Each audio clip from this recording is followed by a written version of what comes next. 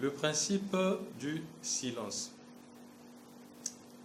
Ce principe de Dieu est écrit dans le livre d'Exode, Exode chapitre 14, verset 14. La Bible déclare: L'Éternel combattra pour vous et vous gardez le silence. L'Éternel combattra pour vous et vous gardez le silence. Le silence conduit à l'intervention de Dieu. Dans le livre de Lamentation, Lamentation chapitre 3 verset 26, il est écrit: Il est bon d'attendre en silence le secours de l'Éternel. Que ici, dans ce passage, le secours de l'Éternel intervient à quel moment? Au moment où l'on garde le silence. Si l'on garde le silence, alors le secours de l'Éternel peut donc nous parvenir. En présence de Dieu aussi, il faut garder le silence. Celui qui se présente devant l'Éternel Dieu qui a créé les cieux et la terre, en présence de Dieu, en présence du Seigneur, il faut garder le silence. Zacharie chapitre 2 verset 13, que toute chair fasse silence devant l'Éternel, car il s'est réveillé de sa demeure sainte. Que toute chair fasse silence devant l'Éternel Dieu Tout-Puissant, car il s'est réveillé de sa demeure sainte. Que toute chair fasse silence devant l'Éternel. Devant l'Éternel, on ne multiplie pas les mots, mais devant l'Éternel, on s'humilie et on garde le silence, attendant ce qu'il va dire, ce qu'il va décider.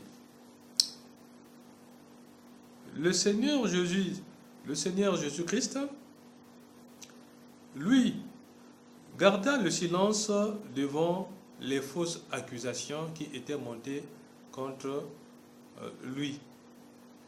On dit beaucoup de choses sur lui, malgré les fausses accusations que l'on portait sur lui, il garda le silence. Il garda le silence, il ne répondit rien face aux fausses accusations qui étaient portées sur lui.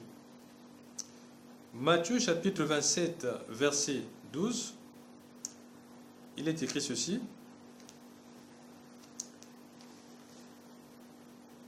Mais il ne répondit rien aux accusations des principaux sacrificateurs et des anciens. Il ne répondit rien aux accusations des principaux sacrificateurs et des anciens. Devant les accusations ou les fausses accusations, il ne répond pas, il ne réagit pas, il garde son silence. Certains problèmes ne trouvent leur solution que dans notre silence. Lamentation chapitre 3, verset 25 au verset 26, il est écrit: L'Éternel a de la bonté pour qui espère en lui. Pour l'âme qui le cherche, il est bon d'attendre en silence le secours de l'Éternel. Il est bon d'attendre en silence le secours de l'Éternel. L'âme qui cherche Dieu, l'âme qui a soif de Dieu, l'âme qui cherche son Créateur, garde le silence. Le silence est une règle d'or pour laisser Dieu faire. Le silence est une règle d'or pour laisser Dieu agir et intervenir en votre faveur. La Bible dit que la vie est un combat dans l'Apocalypse. La vie est un combat et Dieu nous montre comment gagner ce combat, comment avoir le salut à travers le silence. Ésaïe chapitre 30 verset 15, il est écrit: car ainsi a parlé le Seigneur, l'Éternel, le Saint d'Israël, c'est dans la tranquillité et le repos que sera votre salut. C'est dans le calme et la confiance que sera votre force. Mais vous ne l'avez pas voulu. Ici, la tranquillité, le calme, la confiance, le silence, le repos sont nécessaires pour la victoire. Celui qui parle beaucoup ne manquera pas de péché, mais celui qui est silencieux est prudent. Le silence est donc un signe de prudence. Proverbe chapitre 10 verset 19. Celui qui parle beaucoup ne manque pas de péché, mais celui qui retient ses lèvres est un homme prudent. Il y a un temps pour toutes choses, Ecclésiaste chapitre 3. Il y a un temps pour parler, il y a un temps pour garder le silence. Le silence est nécessaire pour celui qui attend une intercession, pour celui qui attend de l'aide, pour celui qui attend le secours de Dieu, pour celui qui se tourne vers Dieu, qui est le Tout-Puissant, qui est le Créateur du ciel et de la terre.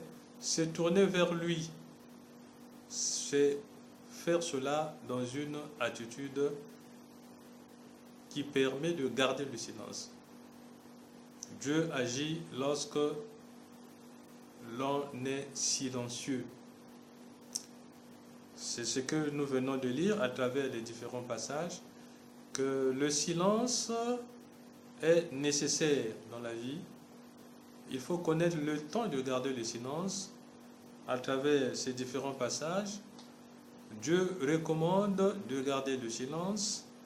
Et si nous devons parler, que cela soit pour annoncer les oracles de l'Éternel, comme cela est écrit dans 1 Pierre chapitre 4, verset 11. Dieu Tout-Puissant, qui nous a montré qu'en sa présence, il faut garder le silence. En sa présence, il faut s'humilier. Et dans les moments difficiles, dans les moments de combat, dans les moments d'adversité,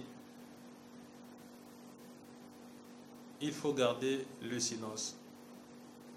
Devant les fausses accusations, il faut garder le silence. Le Seigneur Jésus-Christ en est l'exemple. Beaucoup de problèmes seront évités si le silence est observé en temps et en circonstances, selon ce que dit Ecclésiaste, il y a un temps pour toutes choses. Le silence permet d'éviter le péché. Celui qui ne parle pas, comment va-t-il commettre le péché s'il garde son silence? Et il est encore écrit que la vie et la mort sont au pouvoir de la langue. Ne pas connaître le principe du silence, c'est enfreindre cette parole de Dieu, c'est exposer sa vie, c'est s'attirer des ennuis, c'est éloigner le secours de Dieu qui recommande le silence. Que Dieu soit béni. Amen.